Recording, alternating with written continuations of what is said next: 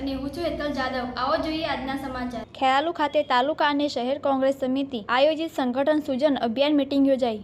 મહેસાણા જિલ્લા કોંગ્રેસ પ્રમુખ બળદેવજી ઠાકોર અને પ્રભારી દિનેશભાઈ ગઢવીના અધ્યક્ષસ્થાને યોજાઈ। બહુચરાજી પૂર્વ ધારાસભ્ય ભરતજી ઠાકોર સહિત રામજીભાઈ ઠાકોર સહિત એલબી ઠાકોર સહિત આગેવાનો ઉપસ્થિત રહ્યા। ખેરાલુ તાલુકા પંચાયત અને જિલ્લા પંચાયતની સીટો સહિત સ્થાનિક ચૂંટણી જીતવા બળદેવજી ઠાકોરે લેશન આપ્યું। મહેસાણા જિલ્લા કોંગ્રેસ પ્રમુખ બળદેવજી ઠાકોરે મીડિયા સમક્ષ વિગતો આપી હતી। રિપોર્ટર કશ્યપ રાવલ સાથે તારણ ન્યૂઝ।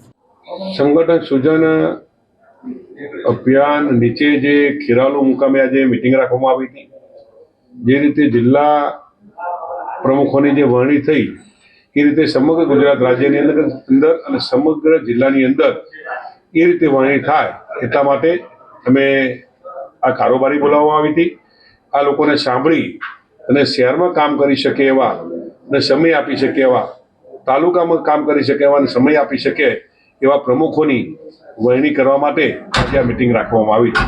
આવનાર તાલુકા પંચાયત અને જિલ્લા પંચાયતમાં કઈ રીતે મજબૂતીથી લડી શકાય, કઈ રીતે સારા ઉમેદવારો અત્યારથી જ આપી શકાય એની ચર્ચા વિચારણા કરવા માટે અને આવનારી લોકલ ઇલેક્શનમાં કોંગ્રેસ મજબૂતાઈથી વિજય તરફ એ આગળ વધે એની ચિંતા કરવા માટેની આ મિટિંગ હતી।